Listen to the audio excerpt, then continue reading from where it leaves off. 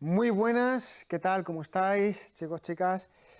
Soy Luis Jiménez, soy el profesor que os va a impartir esta fabulosa masterclass sobre pediatría, enfermería pediátrica, que espero que disfrutéis muchísimo. Yo la voy a disfrutar segurísimo porque me encanta la pediatría, me encanta compartir con los demás, con los alumnos, lo poco que sé de pediatría.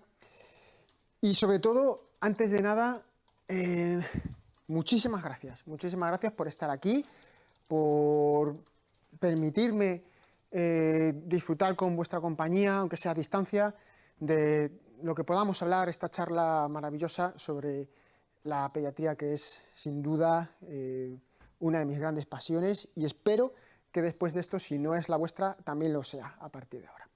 Bueno, nos ponemos, si os apetece y si os parece, empezamos ya con la masterclass en sí. No dudéis en participar, preguntar, lo que queráis. Yo estoy dispuesto, encantado de escuchar vuestras peticiones y resolver, poner en común, charlar, pasar un buen rato hablando sobre pediatría en general. Bueno, empezamos. Lo primero es entender lo que es la pediatría, ¿no? La pediatría, yo siempre digo, esto es una frase que digo yo, que es la forma más humana de ejercer la medicina y es la forma más médica de ejercer nuestra humanidad. Eso es la pediatría, o por lo menos eso es lo que yo entiendo como la pediatría. Es una disciplina médica, pero es muy humana, es la más humana de las disciplinas médicas. Hay que tener en cuenta que el paciente pediátrico es especial, es, si cabe, más especial aún que el resto de pacientes. Sobre todo tenemos que tener en cuenta que la autonomía, el respeto que tenemos que tener hacia un paciente pediátrico debe ser igual que el que tendríamos por un paciente de 20, 30, 40 años. Ellos sufren el proceso de enfermedad de una forma muy particular y aunque tienen una especial capacidad y plasticidad enorme para adaptarse a las cosas, no podemos olvidar nunca que son igual de respetables que un paciente mayor. La pediatría se debe basar sobre todo en la mínima intervención y en hacerles, dentro de lo que cabe, de este proceso patológico, de esta situación tan penosa como es el que un niño esté malo, hacerles lo más agradable posible su proceso de enfermedad. Creo que eso nos hace más humanos y, sobre todo, hace más humana la medicina y, en este caso, los cuidados de enfermería. Vamos a hablar un poquito sobre la atención al recién nacido, la atención inmediata. Lo primero que os voy a decir, para mí, y creo que es como mejor podemos definir el primer mes de vida de un neonato, es que el primer mes de vida del neonato, del niño, es como el 10º mes de embarazo para ellos. ¿Por qué? Porque ellos lo único que quieren, lo único que pretenden y que demandan es sentir que están como cuando estaban dentro de mamá. Calor, comida, silencio, tranquilidad, seguridad. Y eso es lo que necesita principalmente un niño cuando acaba de nacer. Es un cambio muy radical. Ellos no entienden, y es imposible que entiendan de repente por qué ha sucedido esto. Se tienen que adaptar. Y la mejor forma que tenemos de ayudarles a adaptarse es proporcionarles lo mismo que tenían cuando estaban dentro de mamá.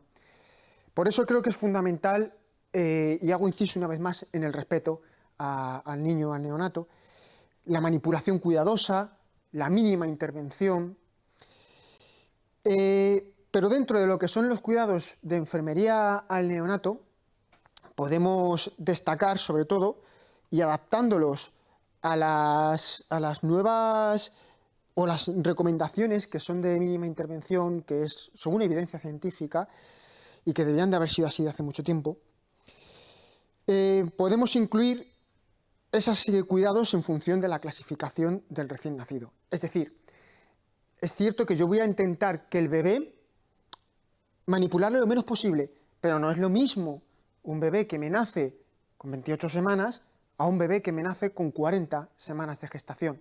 O no es lo mismo un bebé que me nace con 1 kilo a un bebé que me nace con 3 o, si nos vamos en exceso, con 4, incluso con 5 kilos, como es posible que haya niños que pesen 5 kilos al nacer, hijos de madres diabéticas sobre todo. Por eso tenemos que conocer la clasificación del recién nacido, para poder estipular y para poder decidir cuáles son los cuidados que más se le ajustan a este niño. Bueno, así de manera sencillita, vamos a decir que se puede clasificar el recién nacido por el peso del nacimiento, por la edad gestacional y por la relación que existe entre el peso y la edad gestacional. Tened en cuenta que a la hora de la práctica clínica, la clasificación del peso tiene o radica su mayor importancia sobre todo en los neonatos a término, que son aquellos que han nacido por encima de las 37 semanas de gestación. ¿Por qué? Porque realmente tú puedes pensar, un niño de 32 semanas, ¿es normal que pese 2 kilos? 2 kilos es bajo peso al nacer, pero si pesa 32 semanas, no podemos decir que ese niño esté mal en cuanto a peso, porque es más ajustado, esos 2 kilos, a sus 32 semanas de gestación. Entonces, el peso, la clasificación según el peso, tiene sobre todo importancia en el niño a término, nacido de más allá de las 37 semanas. Bien, una vez que tenemos en cuenta qué tipo de recién nacido tenemos en el paritorio, en la sala de partos, ya podemos decidir cuáles son los cuidados inmediatos. Dentro de los cuidados inmediatos, que son los que os he puesto aquí, hay uno que es muy importante. Cada vez hay más estudios, y además súper ya asentados, reconocidos, que dejar latir el cordón umbilical cuando nace el bebé y no pinzarlo, no clamparlo inmediatamente, le proporciona grandes beneficios al recién nacido. Como por ejemplo, una disminución bastante grande de la incidencia de anemia en los 6 primeros meses de vida del bebé. ¿Qué dice exactamente la OMS, la Organización Mundial de la Salud, qué dice sobre el pinzamiento del cordón umbilical? Pues que se debe realizar de manera sistemática, es decir, en todos los partos, se debe realizar el pinzamiento tardío, lo cual implica que al bebé no le pinzaremos el cordón hasta por lo menos pasado el 60 segundos de vida. Nace el niño, se le pone a mamá encima y ese cordón no tenemos por qué pinzarlo enseguida. No es una urgencia pinzar el cordón. Es más, hay que dejarlo 1 minuto como mínimo hasta que lo pincemos. O eso, o que deje de latir de manera espontánea. Sabéis que el cordón umbilical está formado por 2 arterias y una vena. Las 2 arterias, al igual que todas las arterias del cuerpo humano, tienen pulso. Cuando este pulso deja de sentirse, es cuando podemos pinzar el cordón. La otra opción es la que os he dicho, que es la que estipuló la OMS, que es dejarle 1 minuto latiendo. No siempre vamos a poder realizar este pinzamiento tardío. Si hay urgencia de la mamá, si hay urgencia del bebé, si tenemos que ir corriendo en el parto, a lo mejor no podemos esperar ese minuto. Vale, porque prima más la urgencia que esté teniendo el bebé o la urgencia que esté teniendo la mamá. Pero, en la medida de lo que podamos, siempre vamos a intentar ese pinzamiento tardío para que el bebé pueda aprovechar todo el remanente placentario de sangre. A la que el niño nace, yo me tengo que fijar ya, según se lo estoy poniendo a mamá encima, me tengo que fijar en cómo está siendo su respuesta a la nueva vida fuera de mamá. ¿Cuál es esa respuesta? Sobre todo, atender a parámetros respiratorios y cardíacos. Porque esos son los 2 sistemas más importantes a la hora de valorar la adaptación de un bebé a la vida extrauterina, de un neonato. Y dentro de ese test de Apgar son 5 parámetros, todos ellos relacionados con respiración o con circulación. Por ejemplo, el test de Apgar, que vuelvo a repetir, mide la adaptación a la vida extrauterina, no nos va a ver características morfológicas como los pliegues cutáneos, porque eso no tiene importancia en la adaptación a la vida extrauterina, ¿verdad? Entonces es muy fácil acordarse del test de Apgar, porque todos sus parámetros tienen relación con respiración o función cardíaca. Tenemos la frecuencia cardíaca, tenemos el tono muscular.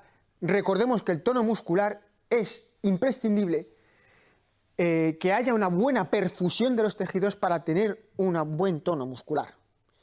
Si no hay buena perfusión del músculo, no hay tono. Luego tenemos los reflejos. Los reflejos responden a la capacidad neurológica del neonato. Los reflejos son mediados por el sistema nervioso central de manera más refleja, por eso se llaman reflejos, pero no dejan de estar mediados por el sistema nervioso central, que sí o sí, en casos de hipoxia, van a estar disminuidos, porque la perfusión cerebral obviamente será menor, y si es menor, no podrá desencadenar efectivamente esos reflejos. Luego tenemos el color.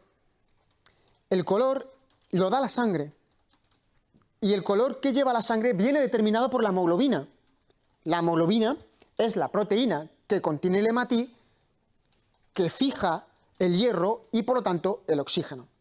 La hemoglobina con oxígeno será sangre roja. La hemoglobina reducida, aquella rica en dióxido de carbono, será más azul, una sangre más azul. Aquella sangre con un tanto por ciento alto de hemoglobina reducida es la que vamos a tener de color azulado. Por eso el color de la piel, en las mucosas, más azulado, más cianótico, nos indica que la adaptación del bebé cardiocirculatoriamente no está siendo la más adecuada.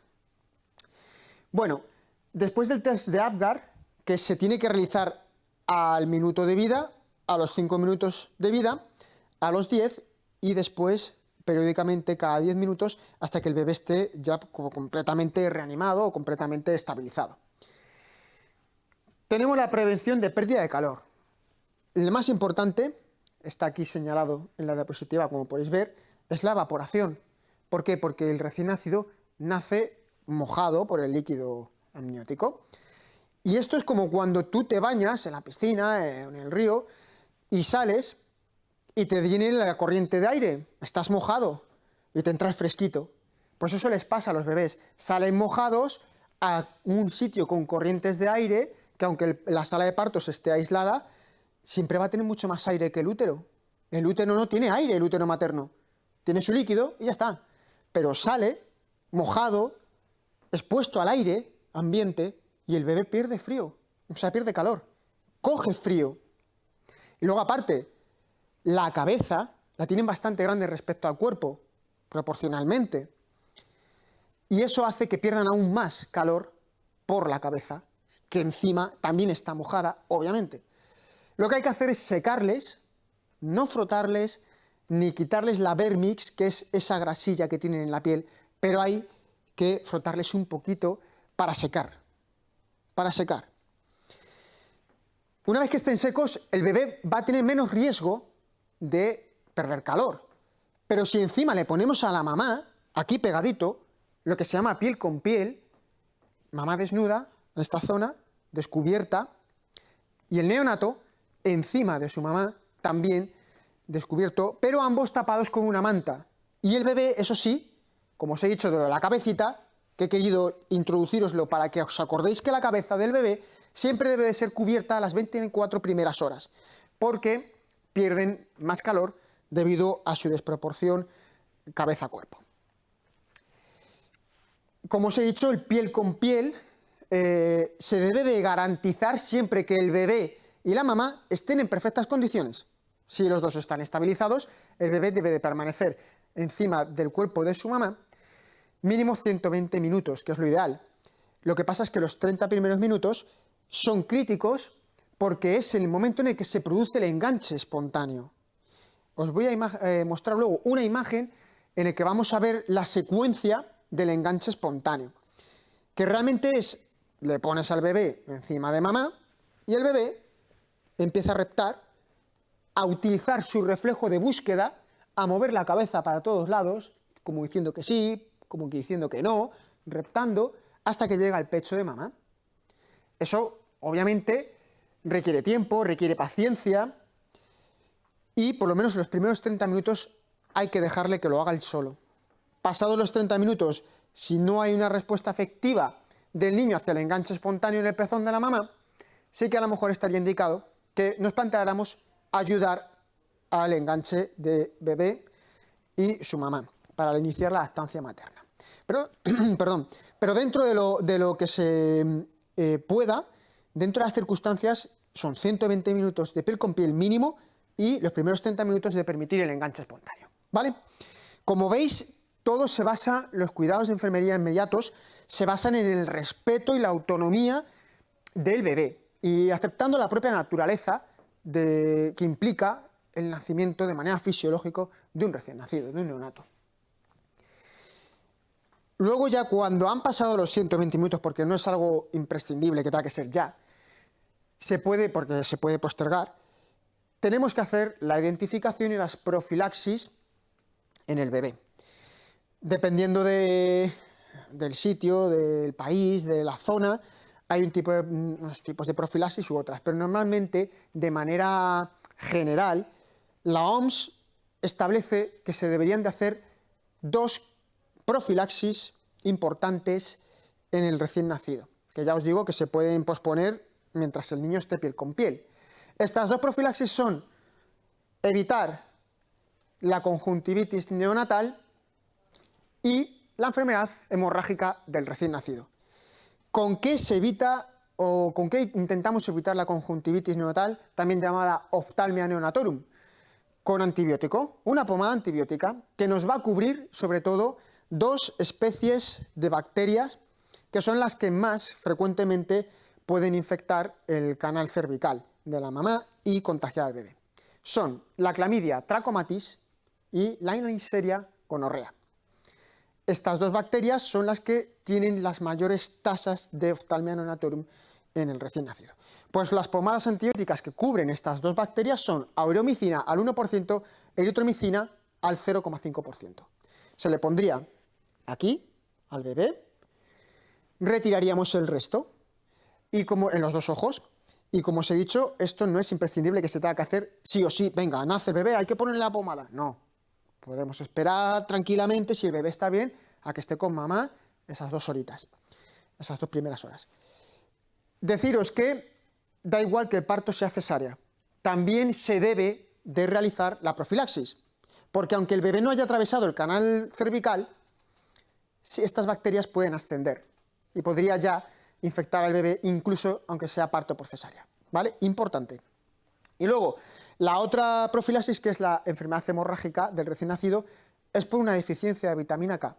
La vitamina K en el ser humano, una de sus fuentes principales es la colonización bacteriana del intestino, que lo que hace es fermentar y producir, desde un precursor, producir vitamina K. ¿Cómo os imagináis que tiene el intestino un recién nacido? Es estéril, no tiene colonización bacteriana, la va adquiriendo a partir de la contaminación con su madre, de la piel de su madre, del pezón de su madre, pero hasta entonces es estéril. Y como es estéril, ¿quién sintetiza su vitamina K si no tiene bacterias? Ahí está el problema, que para que no tenga deficiencia de vitamina K, se le pone una inyección intramuscular de 1 miligramo de vitamina K. Ahora vais a ver, este es el test de Apgar, que como os he dicho, se hace al minuto, a los 5 minutos. Estos son los parámetros que hemos comentado, el esfuerzo respiratorio, los reflejos. Ahí pone respuesta a la introducción de sonda nasogástrica, eso es un reflejo. Si el niño hace un reflejo entre la introducción de una sonda nasogástrica, es positivo. Ahora bien, no se debe de introducir sondas para comprobar la permeabilidad de las coanas nasales de manera sistemática, ya que para ver si un niño tiene imperforación de coanas, las coanas recordemos que es la conexión entre la nasofaringe y la orofaringe. Entonces, hay a veces que están incomunicadas porque no se han perforado las coanas. Pues no hace falta introducir nada para comprobar que están imperforadas, porque el propio niño tendrá un patrón errático y de asfixia cuando esté tomando la teta. Eso nos puede hacer sospechar que las coanas están perforadas, por lo tanto no es necesario introducirle nada. Bien, frecuencia cardíaca, tono muscular y color, tal y como hemos estado comentando al principio.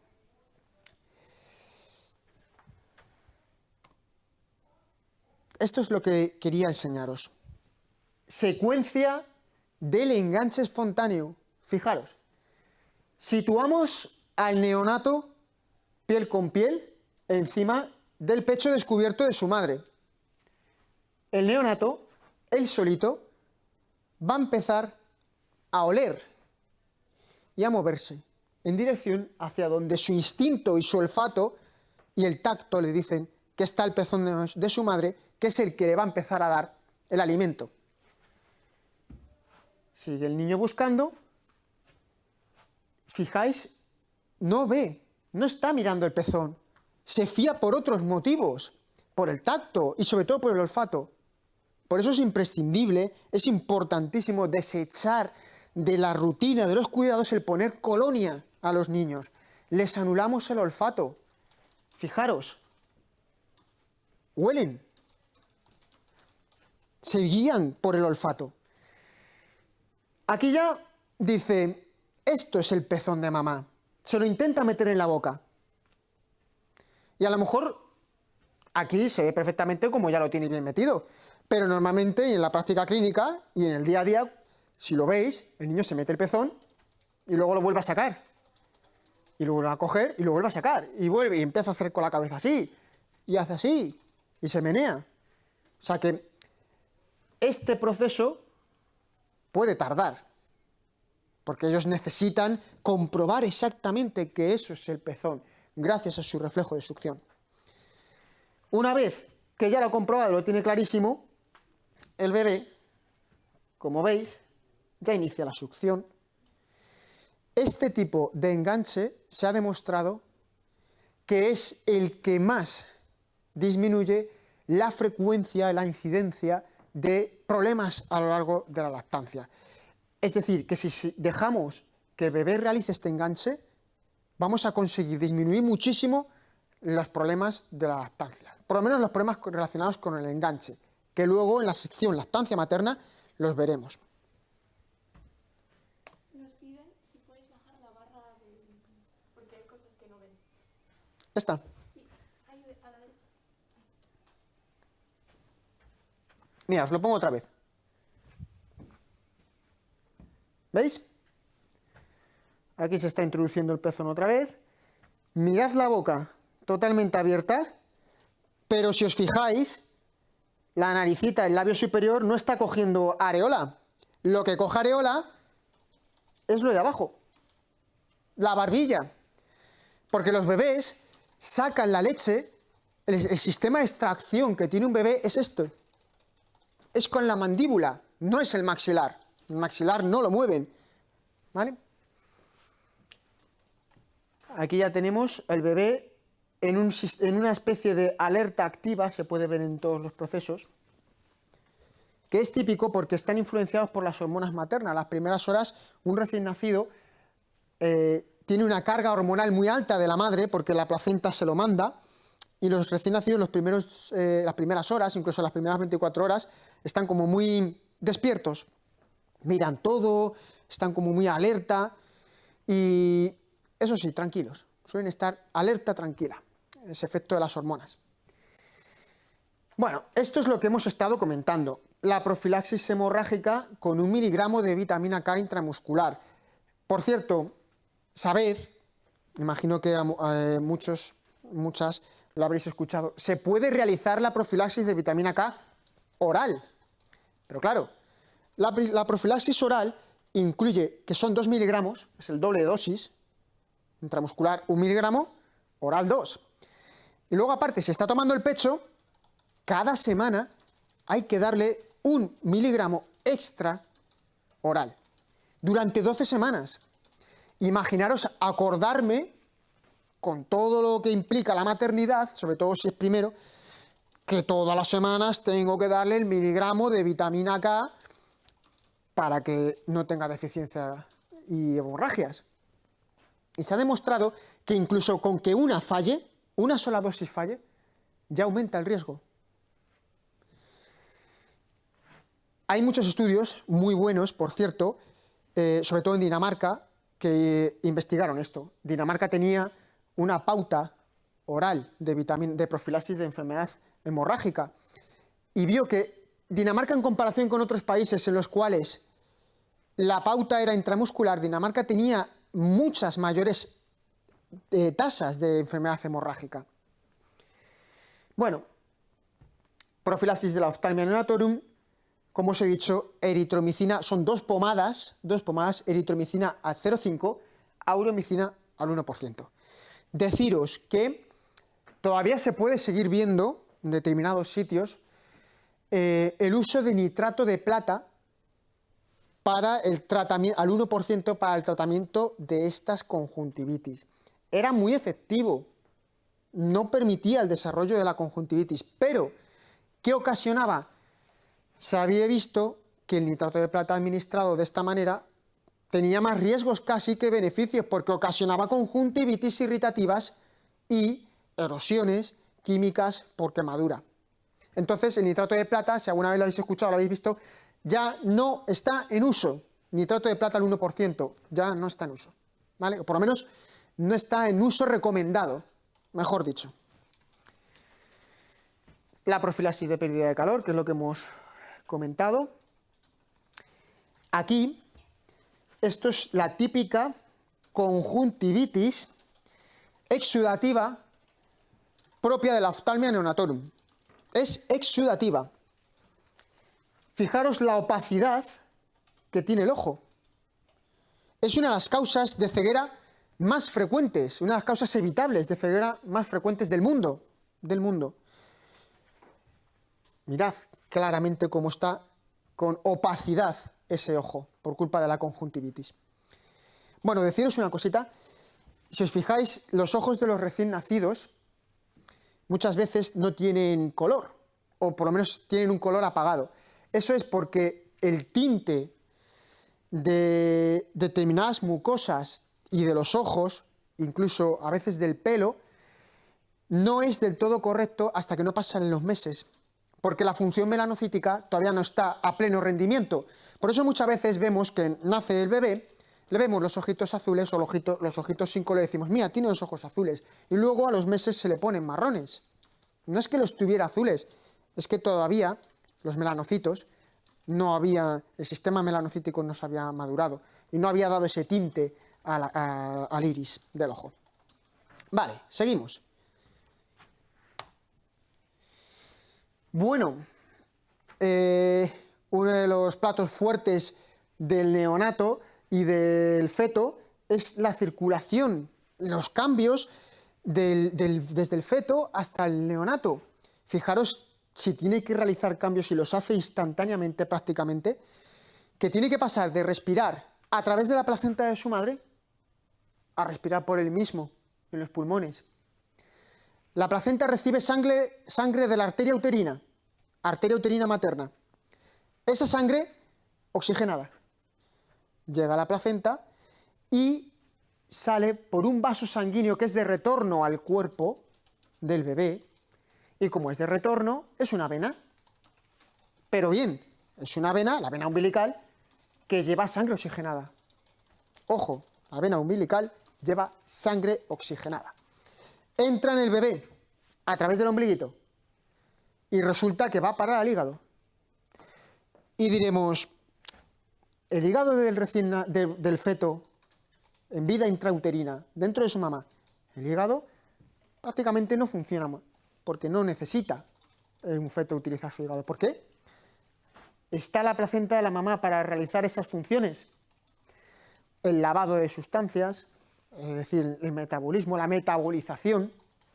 Por lo tanto, llega la sangre oxigenada al hígado y el hígado dice, no la necesito, vete para otro lado. ¿Por dónde se va? Por el conducto venoso arancio se va a la vena cava inferior. La vena cava inferior, por lo tanto, tiene una gran cantidad de sangre oxigenada. Fijaros, vena cava, una vena. muchísima sangre oxigenada. Y además es muy potente, es un vaso sanguíneo que en el feto es muy importante. Llega esta sangre de la vena cava hasta la aurícula derecha. De la aurícula derecha, como viene desde abajo, se queda remansada. Y de la aurícula derecha pasa a la aurícula izquierda, gracias a la existencia de un agujero que se llama foramen oval. De esa manera ya tenemos aurícula izquierda, ventrículo izquierdo, circulación sistémica, la sangre oxigenada que venía de la mamá. No ha necesitado pasar por los pulmones para oxigenar la sangre, porque no utiliza pulmones el feto. ¿Vale? Sin embargo, ¿qué ocurre? Que el bebé nace. ¿Vale? El bebé nace y sus pulmones reciben de manera pasiva aire. Esto es como cuando algo está envasado al vacío, pinchas ese paquete o ese envoltorio, pierde el vacío, se llena de aire. Pero al pincharlo, no eres tú el que hace así para llenarlo de aire. No, entra el aire del ambiente. El aire solo entra. Eso es lo que le pasa a los pulmones del bebé. Son como un paquete envasado al vacío. No tienen aire en el feto. Pero cuando nace, abre la boca, se descomprime el tórax y los pulmones se expanden porque les entra aire. Es un método de asegurarse que el bebé no tenga que hacer el primer esfuerzo respiratorio él solo, sino que le ayuda la pérdida de presión negativa del pulmón. Hace que el aire entre. Ahora bien, una vez, imaginaros, a mí me meten de golpe, sin yo quererlo, aire, ¿cuál es el impulso que me sale a mí? Soltarlo. Entonces la aspiración ya es activa. Me lo meten en el aire, fuera. Y ahí sí que ya empieza el niño. ¿Entendéis? ¿Entendéis cómo se realiza el paso a la vida extrauterina? Eso hace, todo eso hace, junto con el cordón que deja de funcionar porque o se seca, o lo cortas, o la placenta se cae y deja de mandar sangre. Entonces eso hace que la vena cava ya no reciba tanta sangre. Como la vena cava ya no recibe tanta sangre, deja de haber remanso de sangre en la aurícula derecha y por lo tanto ya no se manda sangre a la aurícula izquierda, sino que de aquí pasa al ventrículo derecho, como los pulmones están abiertos, ya dan la bienvenida a la sangre. Es en plan, antes no pasaba la sangre porque estaban los pulmones colapsados, pero ahora están abiertos, entrad, venid, le dice a la sangre. Y los pulmones se llenan de sangre y ya oxigenan ellos la sangre del recién nacido, del neonato.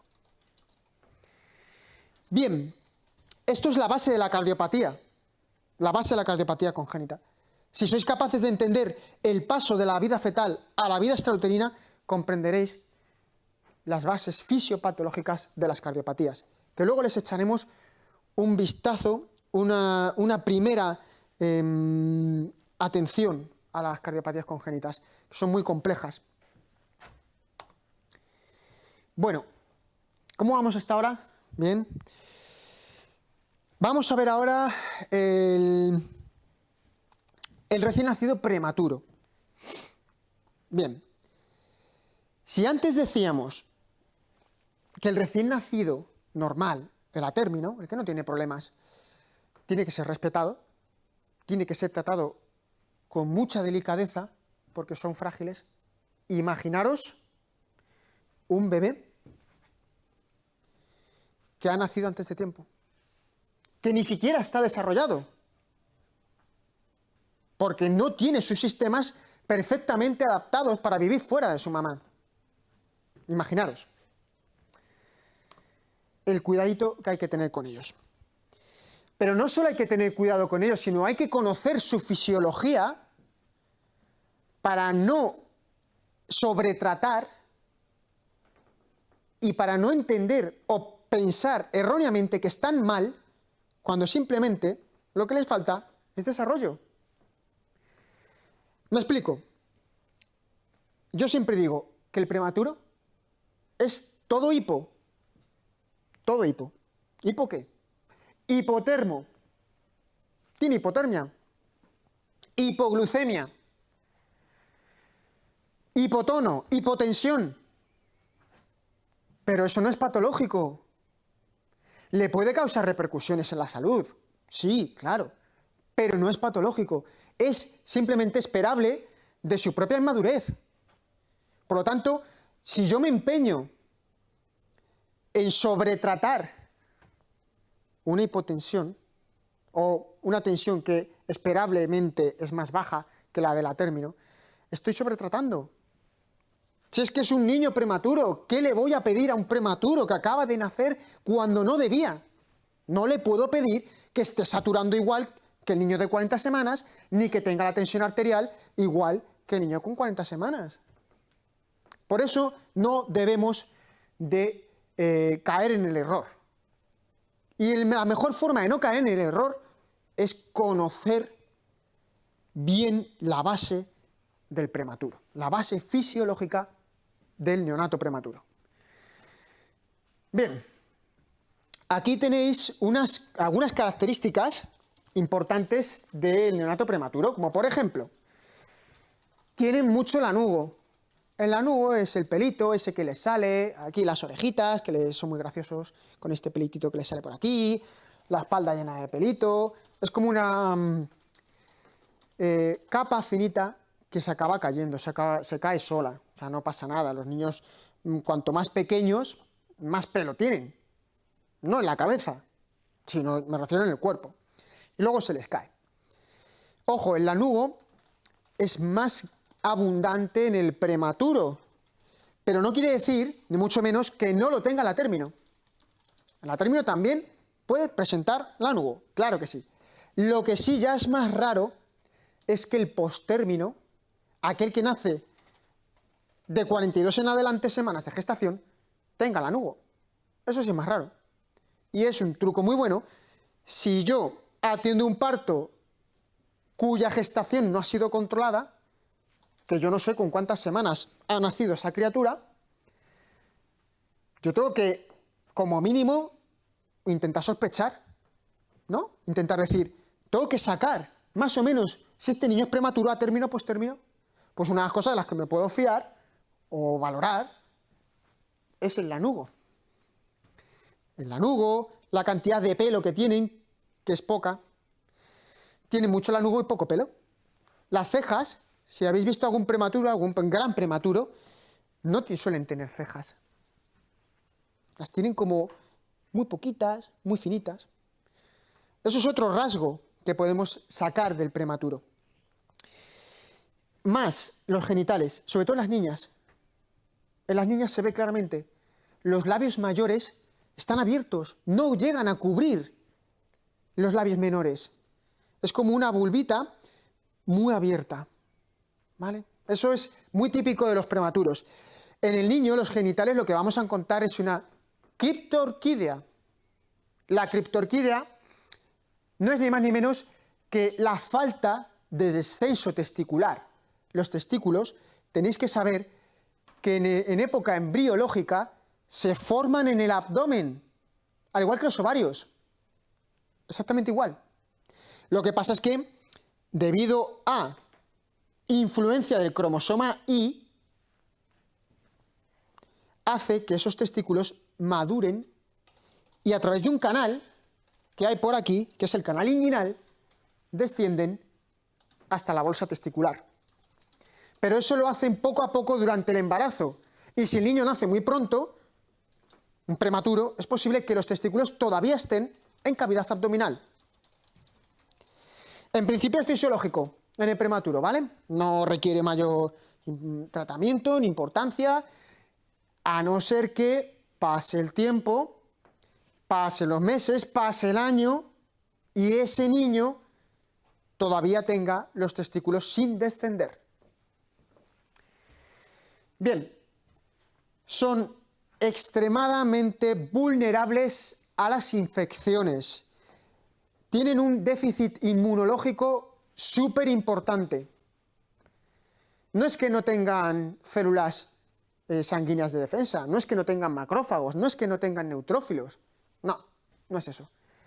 Es que tienen menos capacidad de reconocimiento de antígenos. Los antígenos son capaces de pasar más desapercibidos en el recién nacido prematuro, sobre todo si esos antígenos están cubiertos por lo que se llama la cubierta polisacárida, muy típica en los antígenos de meningococo, neumococo, Haemophilus y Salmonella typhi. ¿Vale? Por eso los neonatos prematuros son extremadamente vulnerables a las infecciones. Sepsis neonatal precoz y esas cosas. MH-DBP son dos de las patologías respiratorias más frecuentes del neonato prematuro, que es enfermedad de la membrana hialina. A día de hoy se le prefiere llamar síndrome de dificultad respiratoria del recién nacido prematuro, pero todavía se la sigue conociendo en muchos sitios como enfermedad de la membrana hialina, o síndrome de estrés respiratorio tipo 1, también se la puede conocer así. Tiene varios nombres, pero el caso es que la fisiopatología es la misma, es la falta de surfactante pulmonar, alveolar, que lo que hace es mantener el alvéolo grande, abierto. ¿Cómo podemos...? Aquí está. Dale a la ruedita de abajo, mantén pulsado y actualizar. Vale, genial.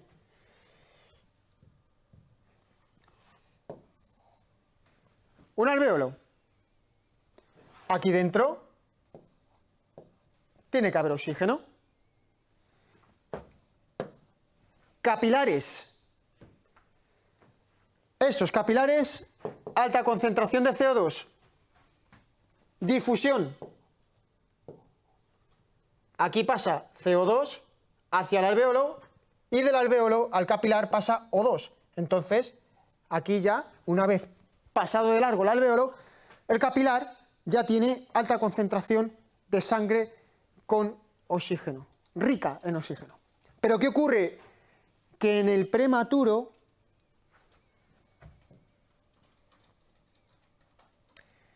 sucede esta circunstancia.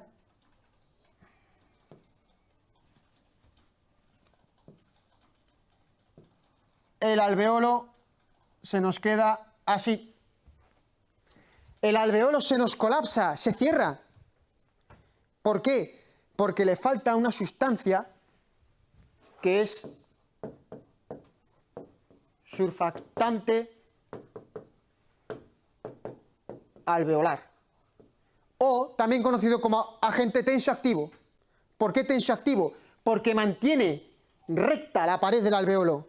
Es como una agarradera que mantiene fuerte el alvéolo por dentro. Entonces, hace así, para que el alvéolo no se cierre. Eso es el surfactante. Cuando nacen prematuros, su cuerpo todavía no está adaptado a empezar a producir cantidades suficientes de surfactante. Este surfactante se produce de manera natural a partir de las 34-35 semanas de gestación, y no antes. Antes, por lo tanto, el niño, si nace antes de esas semanas, tendrá riesgo de padecer la enfermedad de la membrana hialina. ¿Y cuál es la cura? Surfactante endotraqueal. Eso es el tratamiento etiológico en el propio niño, pero hay un tratamiento profiláctico que se le puede poner a la mamá, que es, si de repente se pone de parto, con 28 semanas, nos imaginamos, está indicado pincharla vía intramuscular corticoides para acelerar la producción de surfactante pulmonar. Bien, eso implica que niños nacidos más allá de las 35 semanas en su mamá, cuando se pone de parto, no estaría indicada la administración de corticoides. Que por poner se pueden poner, daño no le va a hacer ni a la mamá ni al bebé, pero no serían necesarios. Vale.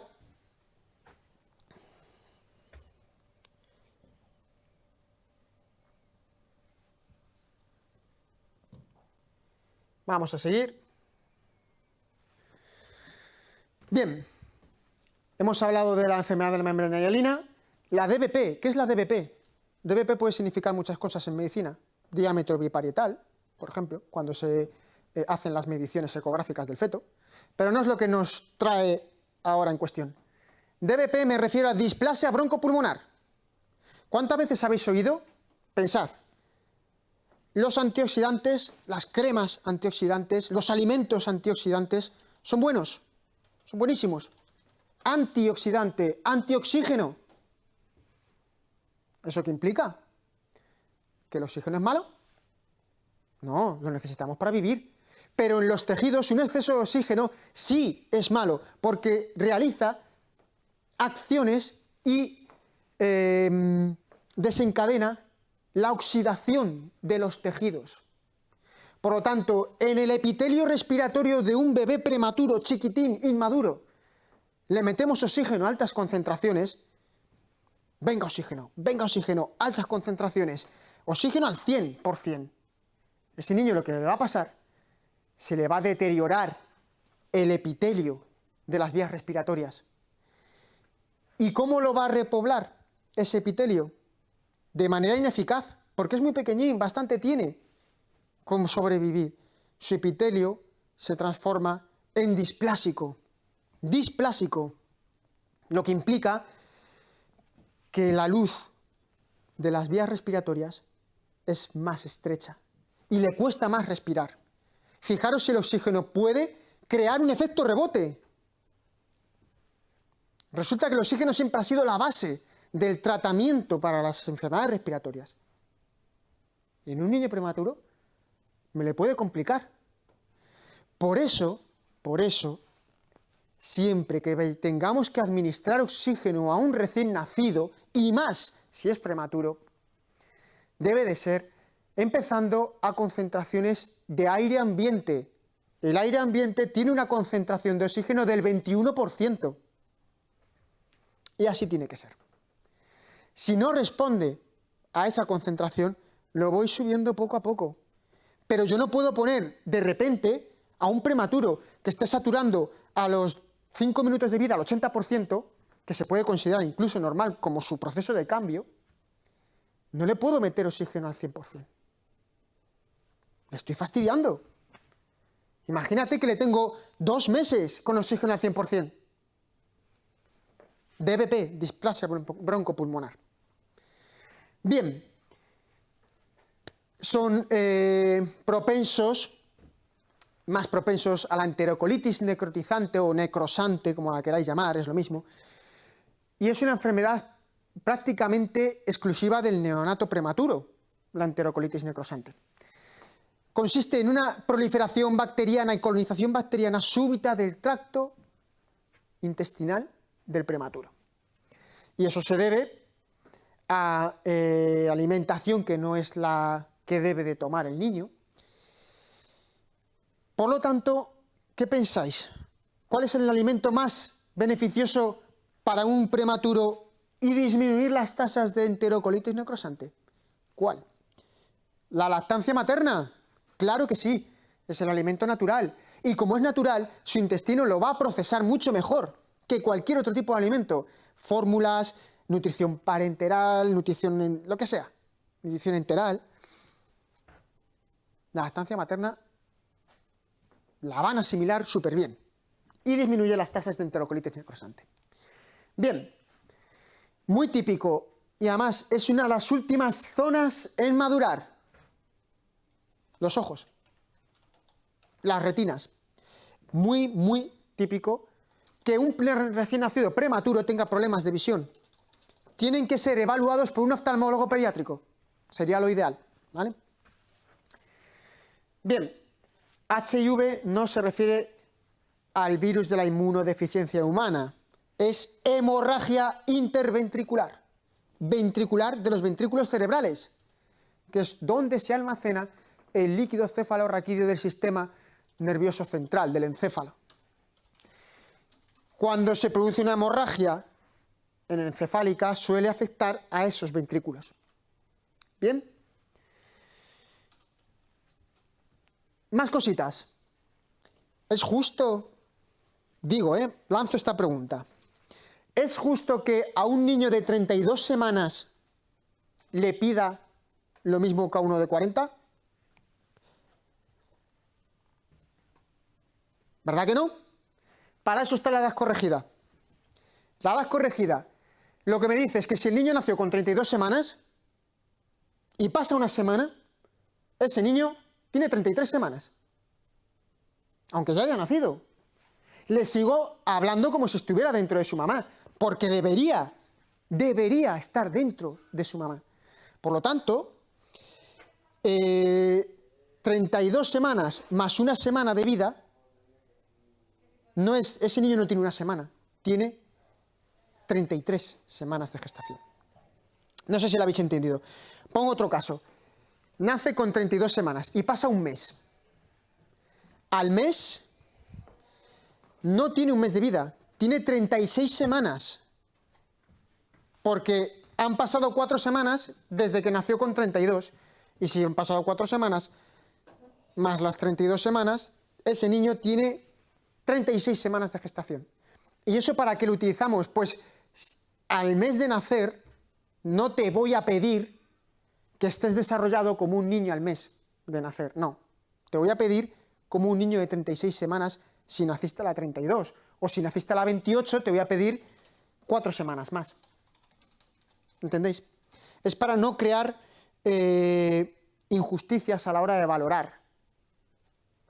Un niño que tiene falta de desarrollo, porque ha nacido prematuro, obviamente tardará más que uno que ya ha nacido desarrollado. Ahora bien, la vacunación, ojo, debe de ser en función de la edad cronológica. En función de la edad cronológica, ¿vale? Es decir, igual que todos los niños, cuando se les empieza a vacunar, a los prematuros también.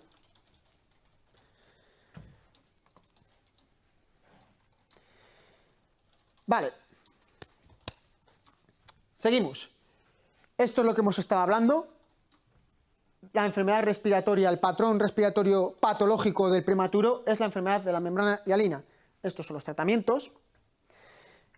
El recién nacido a término, sin embargo, no padece enfermedad de la membrana hialina, sino que padece con mayor frecuencia mala adaptación pulmonar. El postérmino, síndrome de aspiración de líquido amniótico meconial. Ojo, el recién nacido a término, aquel de 37-42 semanas, también puede padecer síndrome de aspiración de líquido amniótico meconial, pero es más frecuente de aquel niño que lleva tiempo y no nace. Test de Silberman-Anderson. Un test muy facilito de realizar, muy manejable, que nos puede ayudar a saber si ese niño está teniendo dificultades respiratorias. Apgar me hablaba de las dificultades de adaptación a la vida extrauterina. Silberman-Anderson me habla de dificultad respiratoria. Y solo tiene, por lo tanto, parámetros respiratorios. Para que, si lo veis o que os suene, esta es la interpretación de Silberman-Anderson. 0, una puntuación de 0, es no tengo dificultad. 0 dificultad. De 1 a 3, leves dificultades. De 4 a 6, moderadas dificultades. Y mayor de 7, graves dificultades respiratorias. El prematuro, debido a su falta de desarrollo, nos encontramos con una serie de problemas que a lo mejor todavía no he comentado y vamos a verlas. Esta ya la hemos dicho, la vulnerabilidad inmunológica. Ictericia. ¿Qué es la ictericia? Es la hiperbilirrubinemia. Y es el único hiper que tienen. ¿Os acordáis que decíamos que el prematuro es todo hipo? El prematuro es todo hipo. Pues es todo hipo fisiológicamente, menos la excepción que confirma la regla, hiperbilirrubinemia. Fisiológicamente tienen la bilirrubina elevada. Ictericia. Enterocolitis necrosante, que ya la hemos visto, y la inmadurez neurológica. Debido a esta inmadurez, es por lo que os digo que es fundamental utilizar la edad corregida. Hay que darles tiempo a que se vayan desarrollando para poder pedirles lo que le pediría a un niño más mayor. ¿No creéis que es justo eso? Esta tabla es las zonas de Kramer. Es una manera muy sencillita de, en función, si tiene las partes, diferentes partes amarillas, podemos saber o intuir su gravedad de hiperbilirrubinemia, de ictericia. Lo más grave es que tenga la planta de los pies amarilla, porque el que tenga los ojitos amarillos, pues bueno, enseguida, a poco que sube la bilirrubina, los ojitos se ponen amarillos. No le voy a dar importancia, pero ojo, como me tenga la planta del pie amarilla, ya es otra cosa. ¿Y cómo se valora la planta del pie que sea amarilla o no? Cogemos la planta, presionamos para blanquearla, y si ese blanqueo no es blanco, sino es amarillo, decimos que tiene la planta del pie ictérica, y es asimilable a que tiene más de 15 miligramos de decilitro de bilirrubina total, que habría que investigar, habría que investigarlo. Bueno, las cardiopatías congénitas. Esto es un tema apasionante, es muy bonito, es triste por la situación tan delicada en la que se suele encontrar el niño, pero es necesario entenderlo, conocerlo para poder proporcionarles los cuidados que necesitan adecuados. Las cardiopatías congénitas mayormente se dividen en si el niño está azul o si el niño no está azul. Si el niño está azul, llamamos cardiopatía congénita cianosante, porque vuelve cianótico al bebé. Mientras que si la cardiopatía no le pone azul, será cardiopatía congénita no cianosante. ¿Cuáles son las patologías cardíacas cianosantes más importantes o más frecuentes? Pues sobre todo la transposición de grandes vasos y la tetralogía de Fallot.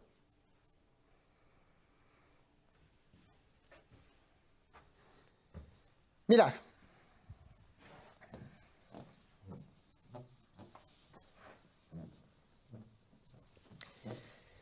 Tenemos el corazón. Sus dos aurículas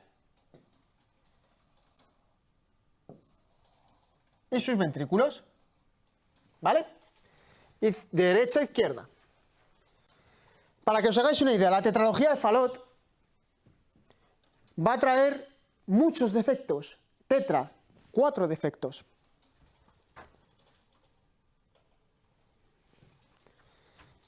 Defecto del tabique interventricular. Hay una conexión entre los dos ventrículos en esta cardiopatía. Y si los dos ventrículos están conectados, la sangre se moverá de uno a otro, porque la sangre es un líquido y los líquidos son dinámicos. Siempre están en movimiento si tienen la posibilidad. Y yo le estoy dando la posibilidad a la sangre de pasar de un ventrículo a otro.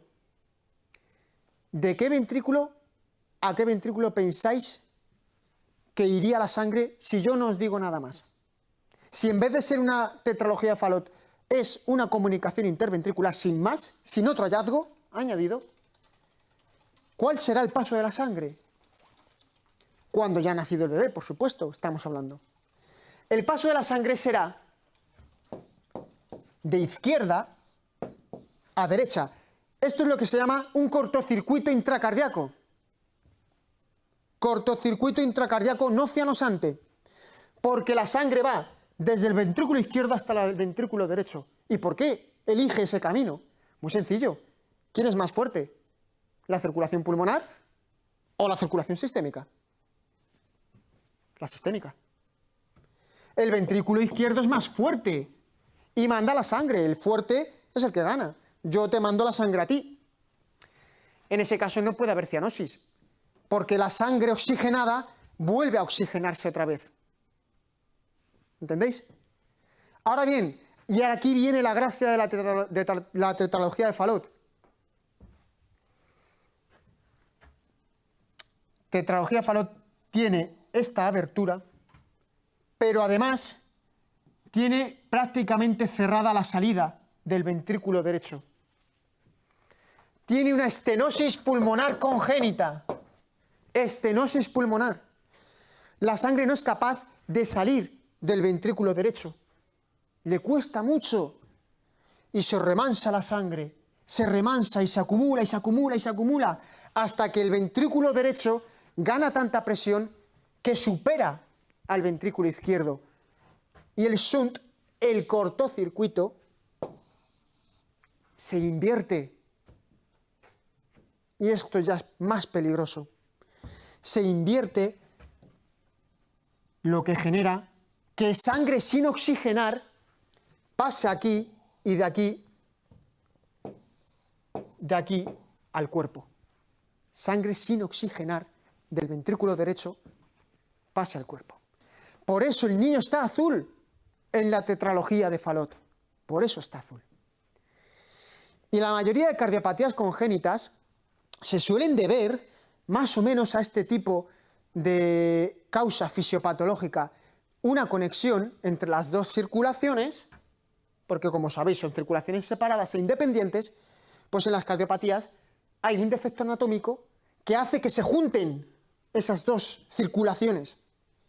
Y cuando otro efecto añadido más hace que la circulación pulmonar sea más fuerte, el niño es cianótico, porque la sangre sin oxigenar acude al resto del cuerpo. Son defectos congénitos cardíacos graves, muy graves, que necesitan la estabilización del niño y una vez estabilizado, necesita ser intervenido quirúrgicamente. Luego tenemos las cardiopatías no cianosantes, que son las que hemos dicho, cuando no hay más defectos que el paso, sin más, solo comunicación entre ventrículos o comunicación entre aurículas, que es lo que se llama persistencia del foramen oval. El foramen oval es lo que hemos explicado antes, que comunica la aurícula derecha con la aurícula izquierda. Una vez que el niño nace, eso se cierra de manera funcional, pero si sigue abierto, podría provocar un paso de sangre de izquierda a derecha. ¿Vale? Comunicación interauricular no cianosante. Comunicación interventricular no cianosante. Tetralogía de Fallot es una comunicación interventricular con otros hallazgos que revierten el paso. Por eso es cianosante. ¿Bien? Genial. La cardiopatía congénita es apasionante, es maravillosa y a pesar de la pena del asunto que implica que el bebé está enfermo, está malito, pero es necesario, muy necesario precisamente porque están malitos, que sepamos las cosas para poder ayudarlos. Bueno, tetralogía de Fallot, veis aquí hay como una especie de cierre, estenosis pulmonar, ¿vale? Esto es una estenosis pulmonar. Y esta es la comunicación interventricular, tetralogía de Fallot. Defecto septal ventricular es comunicación interventricular sin más. ¿Habéis visto? Rojo pasa aquí, sin embargo aquí azul pasa aquí. Cianótico, azul gana. Rojo gana, no cianótico. Ductus arterioso persistente es una cardiopatía no cianótica, porque la aorta es más fuerte que la pulmonar y le manda la sangre. Y aquí tenemos la transposición de grandes vasos. Fijaos, ventrículo derecho, arteria pulmonar. Ventrículo izquierdo, arteria aorta. Corazón normal. No pasa nada. Pero Si resulta que el ventrículo derecho desemboca en la arteria aorta, le estoy mandando al cuerpo toda la sangre sin oxigenar. La transposición de grandes vasos es otra cardiopatía cianótica.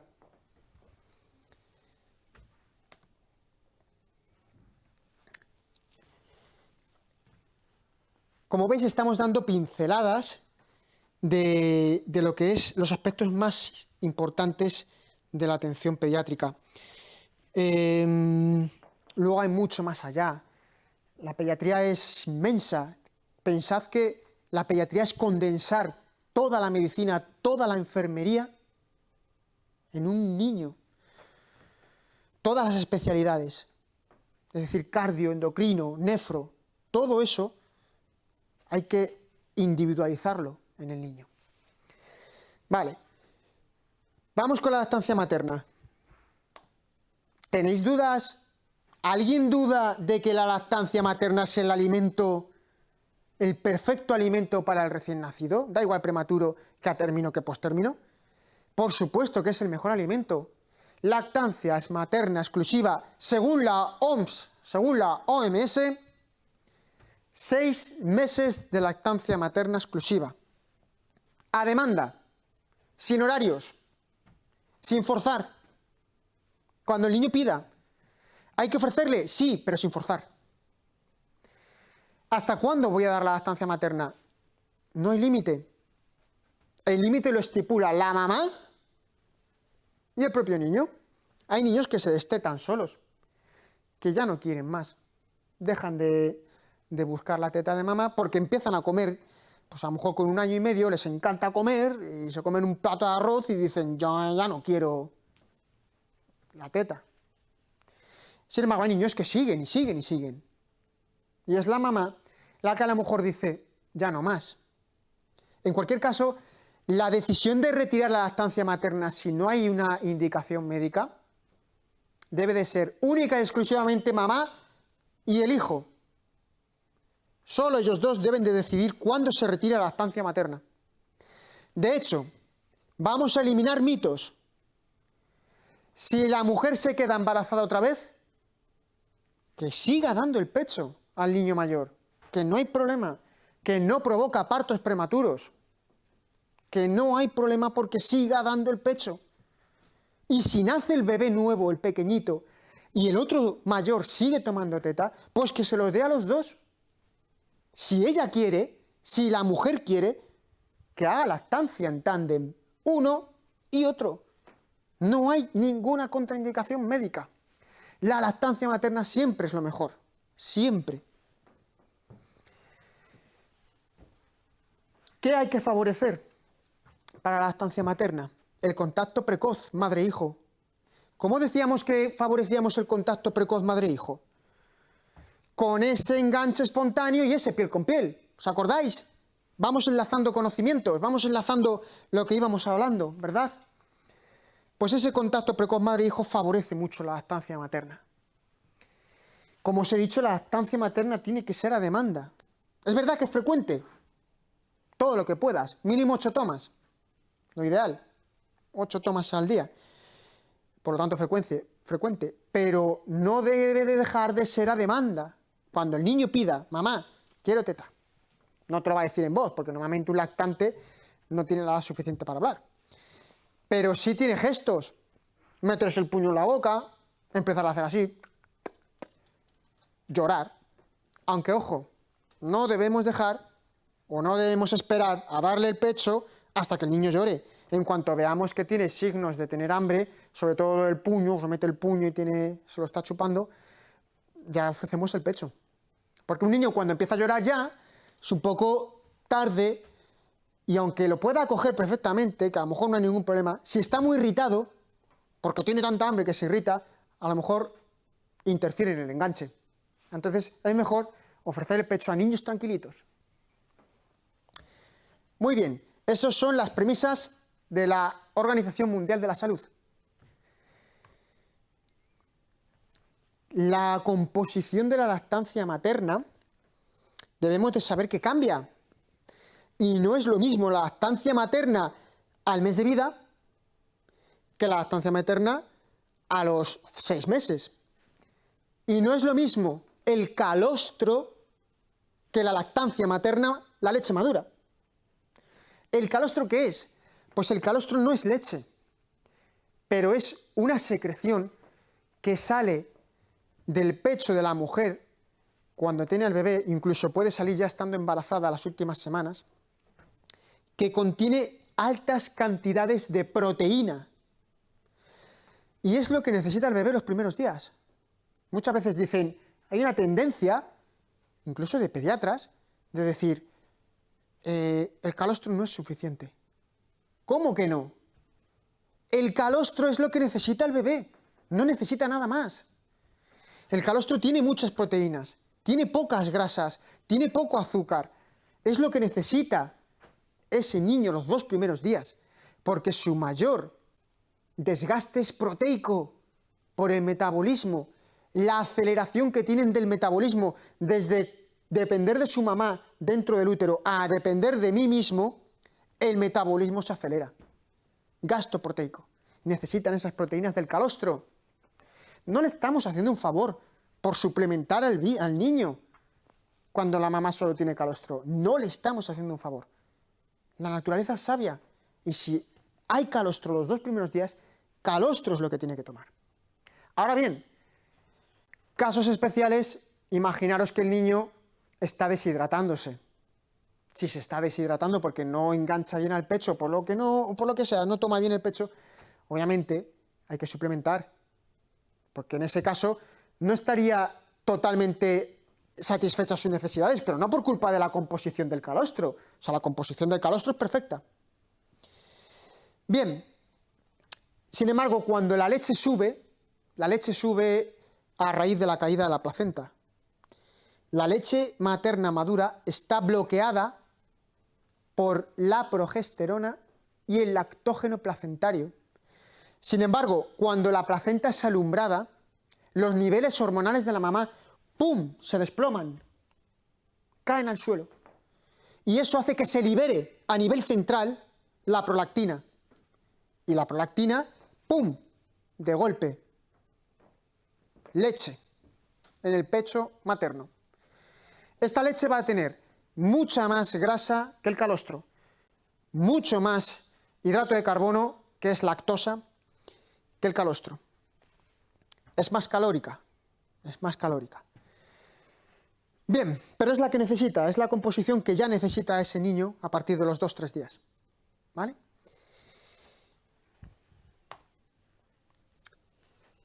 Esto es muy importante. La lactancia materna muchas veces no sale adelante por culpa de que la mamá quizás no tiene el apoyo suficiente ni la ayuda para continuar con la lactancia. Nadie nace sabiendo y el bebé a veces le cuesta aprender a tomar la teta. Y a veces las mamás, con lo cansadas que están después del parto, con lo sometidas a la presión que están de tengo que dar el pecho, pues a lo mejor surgen problemas. A esa mamá hay que ayudarla. Y para ayudarla bien tenemos que saber cuáles son los problemas más frecuentes que aparecen con la lactancia materna, que son estos que os he puesto aquí. Primero, ingurgitación mamaria. La ingurgitación mamaria no es ni más ni menos que la subida de la leche repentina, de golpe, ¡pum!, sube la leche. El pecho de estar así, los lóbulos están vacíos, se convierte en esto. Lóbulos a reventar, lóbulos hasta arriba de leche. Eso presiona todos los tejidos. Fijaros, todo esto está presionado desde dentro hacia afuera por los lóbulos llenos de leche. Imaginaros si esto duele. Esto duele mucho. Mucho. Y asusta a veces. Porque si la mamá no le avisa a nadie, un día se levanta a los 2-3 días del parto, ¿qué me pasa en el pecho? ¿Cómo me duele el pecho? Problema, que le dicen, métete el sacaleches. Le metes el sacaleches, te la vacías y te quedas tan ricamente, te quedas tan bien. Pero hay un problema, que si tú le metes el sacaleches a esta mama, el cerebro se piensa, mediante el reflejo de Ferguson, se piensa que el bebé come muchísimo. Le mandas la señal al cerebro, porque has vaciado el pecho, le mandas la señal de que ese niño está comiendo una burrada. ¿Y qué va a hacer? ¿Va a producir más? El sacaleches en la ingurgitación mamaria nos provoca un efecto rebote. Muchas veces le hacemos un flaco favor a la mujer lactante cuando le decimos en los primeros días de vida que se meta el sacaleches. Porque es el bebé el que tiene que regular la producción. El bebé, a través de la fuerza de su succión, le dice al cerebro de su mamá: yo no como tanto, no me produzcas tanto. Cada vez produce menos, produce lo que yo necesito. Y ese mensaje solo se lo manda la mandíbula del bebé. Solo. Si le meto un sacaleches, no es lo que come el bebé. Efecto rebote. Ahora bien, ¿qué ocurre? Que tú le pones al pecho al bebé y probablemente al bebé se le escurra. Está tan lleno el pecho, está tan hinchado que el bebé es como si intentas coger con una mano una pelota grande de pilates solo con una mano, una pelota muy hinchada. Intenta cogerla, así. Se te escurre. Se te escurre. Pues lo mismo le pasa a la boca del bebé. Se le escurre. No es capaz de enganchar porque está el pecho muy duro. Hay que ayudar al bebé a enganchar. ¿Cómo? Reblandeciendo esto. Y no a través de un sacaleches, vuelvo a repetir. Lo vamos a hacer de la siguiente manera. Le ponemos calor.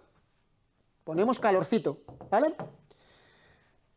Puede ser en la ducha, que es como mejor funciona, el calor húmedo.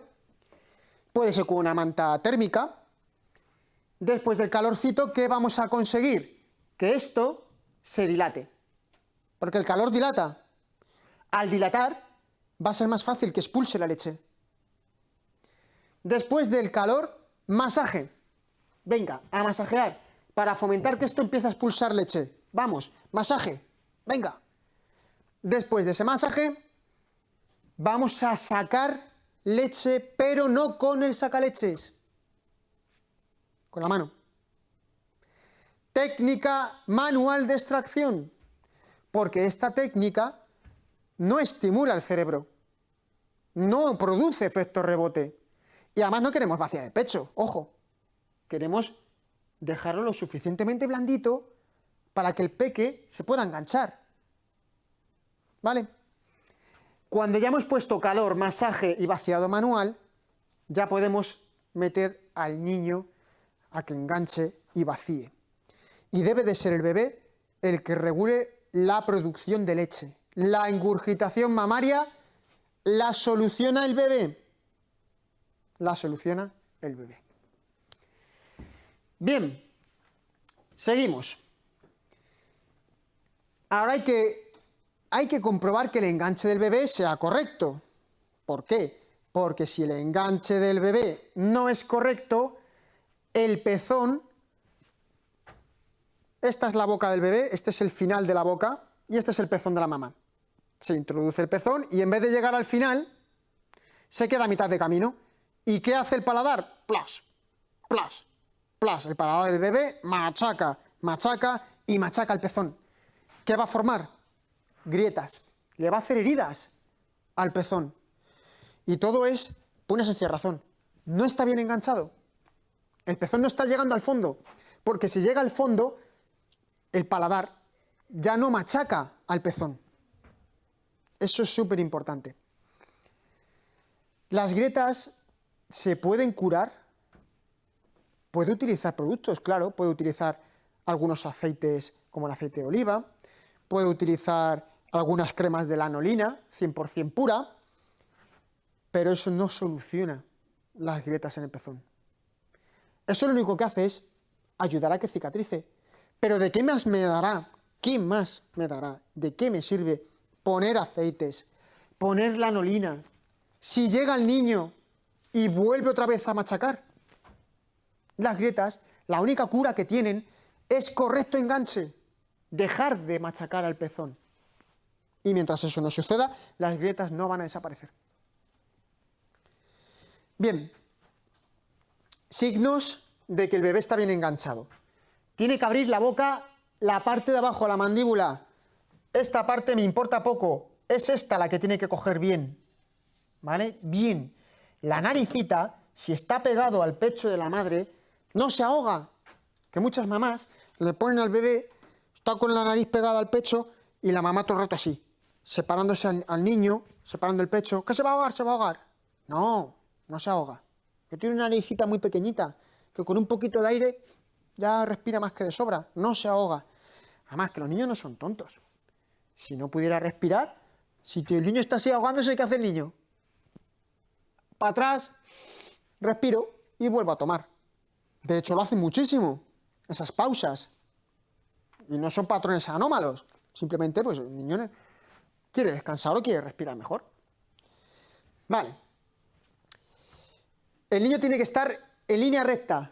Es decir, tú cuando vas a valorar una toma, tienes que ver al niño oreja, hombro, cadera alineados en línea recta, así. Si el bebé está cogido por la mamá, oreja, hombro y cadera alineados. No puede ser que el bebé esté tomando teta así y su cuerpo mirando para otro lado. No. Alineado.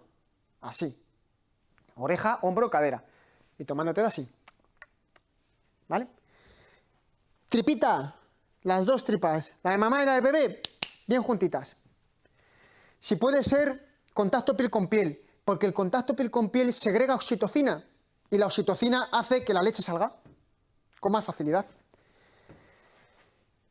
Así es como conseguiremos curar las grietas del pezón.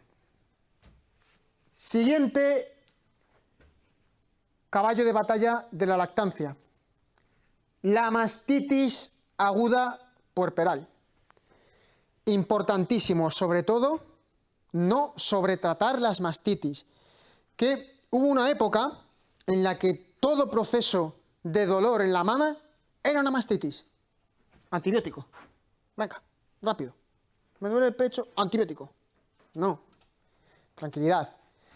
La mastitis aguda puerperal infecciosa da malestar general. No solo dolor en el pecho.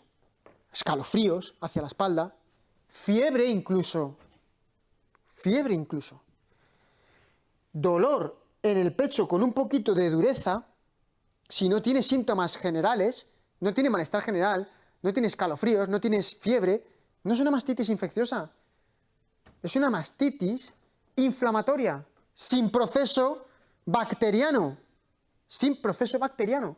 Lo que pasa es que la leche, cuando se queda retenida, cuando se queda obstruida en el lóbulo, empieza a segregar enzimas inflamatorias, porque la leche es un potente antiinflamatorio para el bebé, pero también lo es aquí, en el pecho. Empieza a segregar citoquinas, y estas citoquinas llaman a los mediadores inflamatorios y producen esto. Y esto es atacado por las bacterias, y ya es cuando tenemos la mastitis infecciosa. Pero muchas veces se puede solucionar esto, ¿cómo? Vaciado, vaciado y vaciado. Además, no podemos confundir ingurgitación con mastitis. La ingurgitación es todo el pecho, ¿lo veis? Todo el pecho. En la mastitis, esta zona está bien, todo esto está bien, estos lóbulos correspondientes a esta zona están perfectos. Se ha obstruido uno, se ha inflamado uno y se ha infectado uno.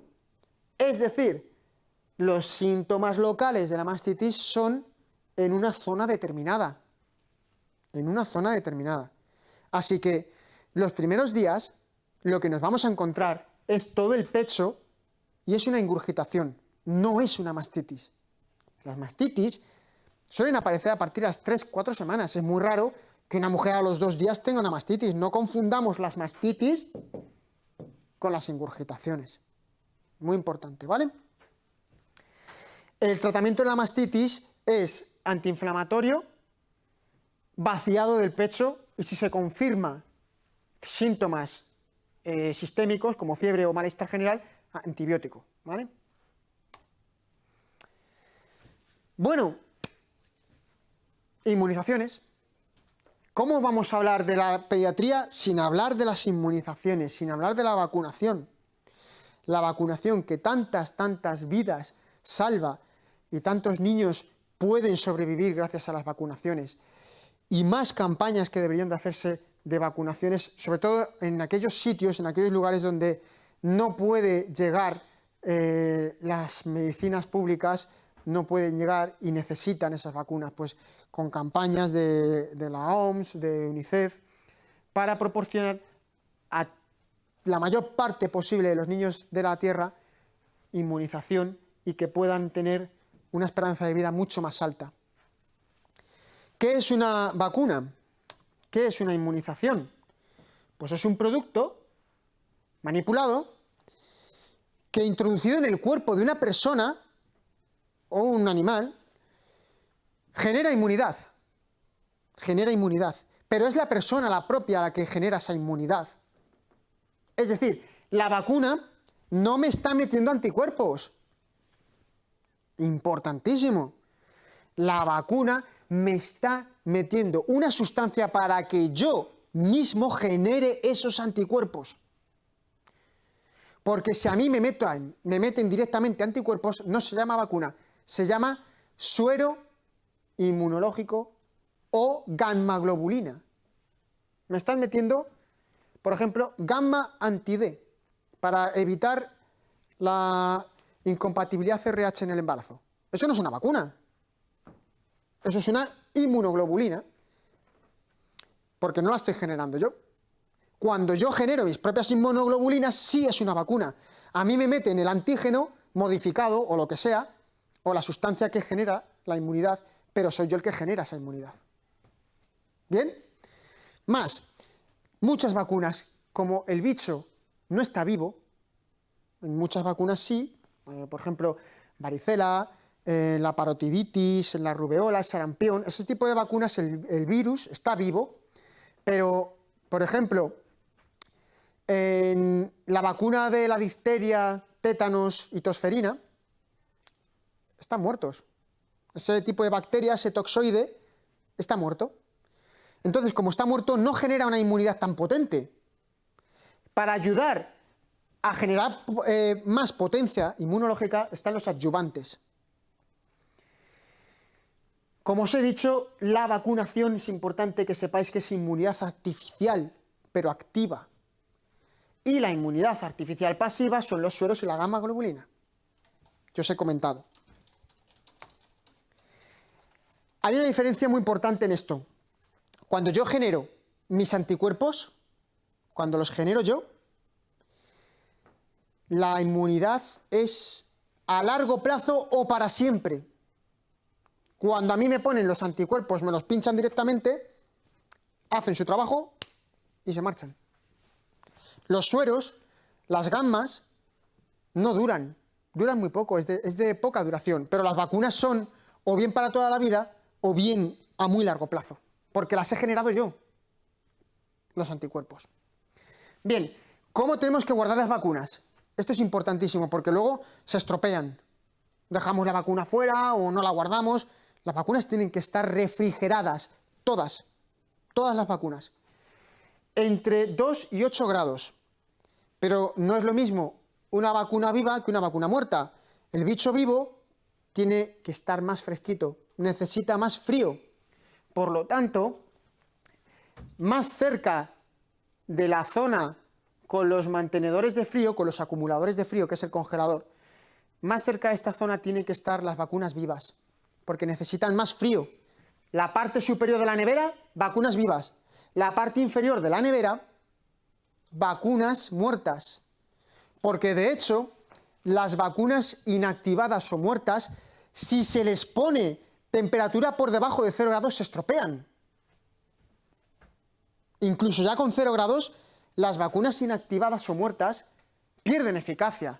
Así que, repasamos. Dentro de la nevera, arriba, vacunas vivas, que es la zona más fría, vivas, polio, triple viral, sarampión, rubeola, BCG, que es la tuberculosis, que es el bacilo de Calmette-Guerin, que es un bacilo que despierta la misma inmunidad que la tuberculosis. Vale. Aquí tenemos las inactivadas. En la zona menos fría, que son difteria, pertusis, questosferina, tétanos, antitetánica, hepatitis B. Bien, es importante no poner las vacunas en la puerta, porque yo abro la puerta y están expuestas a los cambios de temperatura. Las vacunas tienen que ir en las baldas.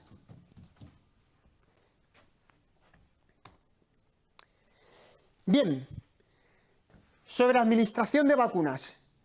Cuando lleven adyuvante, es decir, cuando la vacuna es muerta, que necesita potenciador, normalmente es intramuscular profunda. Y cuando la vacuna es viva, sí se le puede administrar al niño o subcutánea, o intradérmica, o oral. Porque al estar el bicho vivo, es mucho más fácil. No necesita tanta manipulación. Y como no necesita manipulación, se puede dar incluso oral. Así que siempre que veáis una vacuna oral, que sepáis que es viva.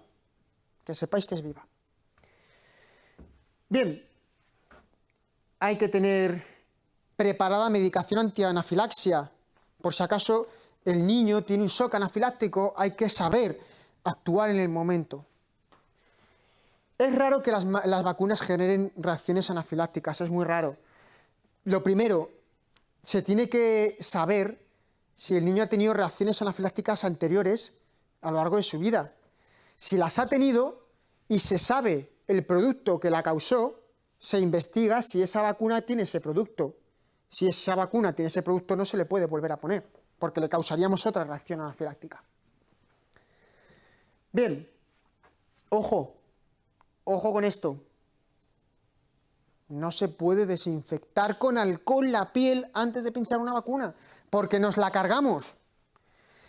Yo tengo aquí, le meto alcohol, lo limpio así, con alcohol. Le pongo, en el momento en que estoy atravesando la piel, inyectando el alcohol que se ha quedado fijado a la piel, se ha pegado a la aguja y según va pasando el líquido de la vacuna, va atravesando el alcohol y el alcohol va haciendo tras, y se va cargando la vacuna. Así que las vacunas no se debe de desinfectar con alcohol antes. Porque además la probabilidad de infección tras una vacunación, que la aguja es súper pequeñita, es muy, muy leve. No hay un riesgo tal de infección por pinchazo de una vacuna como para tener que limpiar con alcohol, porque al final lo que conseguimos es cargarnos la vacuna. Y a veces son tan difíciles de conseguir las vacunas que cargárnosla sería una pena. Bien, ahí tenéis algunos ejemplos de vacunas vivas que se pueden administrar de manera oral. Poliomielitis, la formulación de Sabin, rotavirus para la diarrea o el Vivotif, que es la fiebre tifoidea causada por salmonela. Cuando tenemos que pinchar, ¿dónde pinchamos al niño? Pues si el niño tiene menos de 18 meses, es decir, menos de 1 año y medio, como no anda, mejor pincharle en esta zona. Si el niño ya anda, para no interferirle con la deambulación, mejor pincharle en esta zona. Es decir, más de 18 meses, lo mejor es aquí. O sea, perdón, menos de 18 meses, lo mejor es aquí. Más de 18 meses, aquí. Repito, menos de 18 meses, aquí, porque no anda. No le vas a interferir esto. Total, no anda. Sin embargo, si ya anda o tiene más de 18 meses, aquí. Para no interferir con la deambulación. Deltoides, el triángulo del deltoides. Vasto lateral externo. Vasto, este es el medial, este es el recto, el medial, y este es el lateral. ¿Vale? Lateral externo.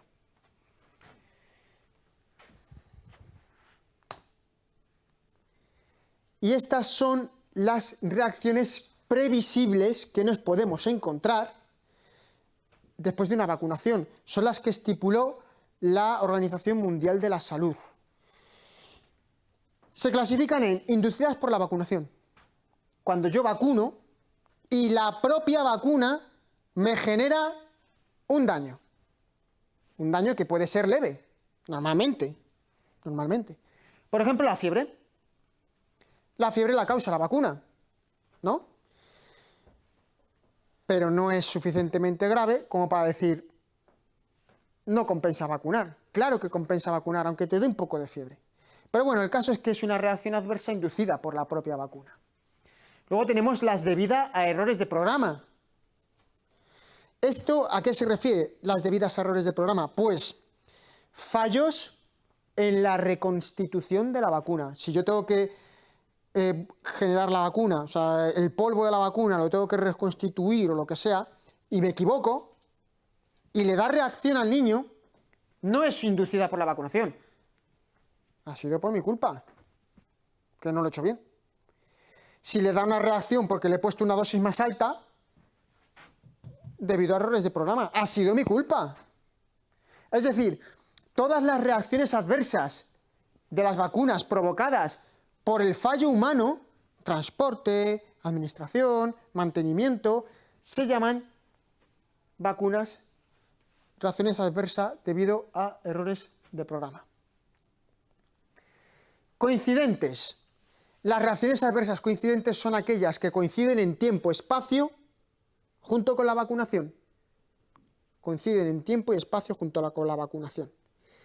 Pero, a pesar de coincidir en tiempo y espacio, yo soy capaz de determinar que esa reacción no la ha producido la vacuna. Simplemente ha coincidido en tiempo y espacio, pero no es producida por la vacuna. Es lo que se llama reacción adversa coincidente, pero no a causa de la vacunación. Es importante que sepamos este tipo de reacción adversa, porque muchas veces se ha achacado a las vacunas de manera injusta algunas reacciones que eran coincidentes, ¿vale? Y luego tenemos las reacciones adversas idiosincrásicas. Es un nombre un poco especial para realmente decir, no tengo ni idea de dónde ha venido esta reacción. ¿Puede ser la vacuna? Sí, claro, podría ser, pero no te lo puedo demostrar. No es una coincidente, que la coincidente te demuestro que no es. Te demuestro que la reacción no es por la vacuna. En la idiosincrásica es que no lo sé. No sé si es o no es la vacuna la que me ha provocado esta reacción, ¿vale? Bien, para que os hagáis una pequeña idea de cómo describió la OMS las reacciones adversas inducidas por la vacunación, las que provoca la propia vacuna, es muy importante que nos las sepamos. Porque si nos las sabemos y el niño acude a nuestra consulta diciendo, varios días después de la vacuna, el niño viene con dolor en el brazo, yo le voy a decir, no te preocupes, es de la vacuna y es normal. Pero tengo que saber discernir qué es de la vacuna y qué es normal, qué es local o qué es sistémico, y qué es grave y qué no. Por eso la OMS hizo este listado. Reacciones inducidas por la vacunación comunes locales, es decir, en el sitio donde te ponen la vacuna, pero comunes, frecuentes. El dolor, el que más. Enrojecimiento, también muy frecuente, se irrita un poco la zona, se enrojece. Más raro, pero todavía dentro de lo esperable, sobre todo con vacunas como la rubeola, son la linfadenitis regional de hasta 1,5 centímetros. ¿Qué es una linfadenitis regional? Es la inflamación de algunos de los ganglios cercanos al lugar de vacunación. Por ejemplo, vacunación en el hombro y se te inflaman los ganglios de aquí, de esta zona, o los de aquí. Siempre sin llegar a más de 1,5 centímetros de inflamación. Bien, luego están las locales raras, las locales que pocas veces ocurren, pero ojo, cuando ocurren suelen ser bastante más dificultosas o fastidiosas que las comunes. Las locales raras son absceso, es una infección que avanza y provoca un acúmulo de pus, un acúmulo de material purulento. Es raro y es local. Es raro y es local. Tratamiento: corte, drenaje y, si es posible, antibiótico, y si es necesario. Reacción grave en la zona, es decir, que la zona no se hinche un poquito, no, se hincha mucho. Gran edema, gran edema. Bueno, seguimos, más o menos lo vamos intuyendo. Estas son las sistémicas de fácil reconocimiento, es decir, que suelen pasar bastantes veces. Fiebre, irritabilidad, malestar general, dolor muscular, cefaleas, todo eso es común, es frecuente y es leve, no pasa nada. Eso sí, es sistémico. Hay que avisar, hay que saber avisar bien a los papás y a las mamás, hay que saber decirles: al niño le puede aparecer fiebre, o al niño le puede aparecer malestar general, o un poquito de irritabilidad, no pasa nada, no os asustéis. Hay que saber instruir a los padres. Y por eso es conveniente que nos sepamos estas cositas. Ahora bien, cuando hablamos de alguna de estas reacciones, son palabras mayores. Esto es peligroso, porque son las reacciones sistémicas raras, que normalmente son graves, normalmente son muy graves. Son muy poco frecuentes, casi no nos las solemos encontrar en la práctica clínica, pero aún así tenemos que saber cuáles son. De entre ellas, la más característica es encefalopatía o encefalitis.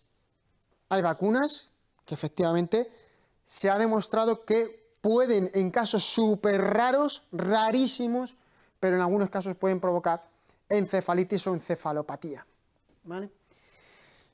Si a un niño le pones una vacuna y le da una encefalopatía o una encefalitis, esa vacuna no puede volver a ser administrada en ese niño. Es raro, muy raro, por eso son las sistémicas raras, es muy poco frecuente, pero se puede dar. Y si se da, esa vacuna estaría contraindicada de manera absoluta para siempre en ese niño. Bien, luego hay otras que tampoco son tan graves, como el llanto incontrolable, gritos de estridencia típica.